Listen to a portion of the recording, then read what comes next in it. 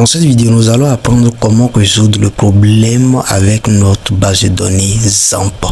Donc, je vais ouvrir XAMPP ici en mode en tant qu'administrateur. Voilà. Maintenant, quand nous ouvrons ici, nous allons cliquer sur le serveur.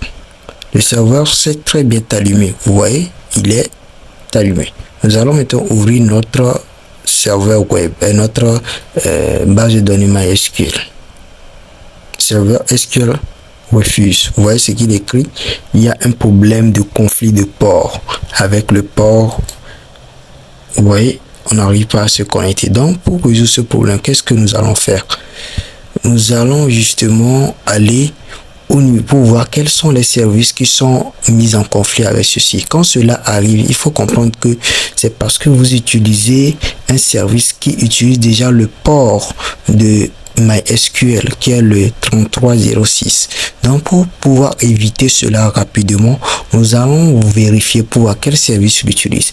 Moi chez moi ici, c'est le service de... J'ai installé ça ici, qui est le MySQL. C'est mon MySQL. MySQL-version. Vous allez voir que nous utilisons ceci. Voilà, la version 8 de notre SQL. Donc nous allons arrêter ce service. Donc pour arrêter ce service, on va taper Windows R. Et ici, vous allez inscrire ceci. Vous voyez ça très bien? C'est ça. Vous voyez, service MSC. MSC. Et maintenant, vous allez faire OK.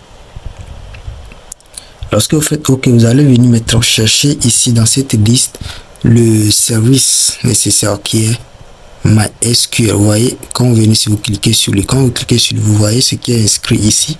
Il y a arrêter, interrompre, redémarrer. Vous allez cliquer sur arrêter. Vous voyez? Voilà, c'est arrêté. Quand c'est arrêté, maintenant, nous pouvons revenir maintenant pour allumer notre base de données ici, notre MySQL d'ici. Donc, nous allons faire Start. Vous allez voir ce que ça a donné. Vous voyez, c'est allumé. Donc, il n'y a plus de conflit. Donc, le 3306, le port là, maintenant, a été libéré et est occupé maintenant par le MySQL de notre XAMPP.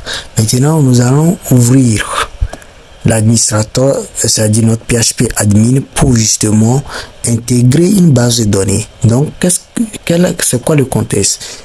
Tu travailles sur un projet ou quelqu'un travaille sur un projet et il t'envoie le projet et la base de données en question. Maintenant, comment faire communiquer le projet et la base de données en local? Pour le faire, c'est simple. Il faut tout simplement venir ici. Vous allez cliquer sur admin. Quand vous cliquez sur admin, vous êtes redirigé ici. Et voici là où se trouve notre base de données que nous voulons intégrer. Là, voilà, biblio.sql. Maintenant, qu'est-ce que je fais? Je viens au niveau d'ici et je vais cliquer sur nouvelle base de données. Quand je clique sur nouvelle base de données, je viens ici et je tape biblio. Biblio, ça doit avoir le même nom que ce que le fichier .sql. C'est très important. Maintenant, quand j'ai fini d'écrire ça, je fais clic créer. Vous voyez que c'est venu ici. Biblio. Maintenant, quand je suis dans ce dossier, je viens en haut ici. Importer. Voilà. Quand j'ai cliqué sur importer maintenant, je viens ici. Choisir un fichier. Quand je choisis un fichier, je viens à ce niveau.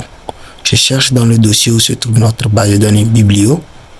Voilà. Quand je sais bien maintenant, je descends et ici je clique sur importer. Vous allez voir. Voilà. Vous voyez. C'est venu. Les tables sont maintenant disponibles. Nous avons 14 tables. Donc, les tables sont venues et je peux utiliser ma base de données en local. Lorsque quelqu'un me donne sa base de données, c'est très facile maintenant. J'espère que vous avez compris le concept, comment ça se passe.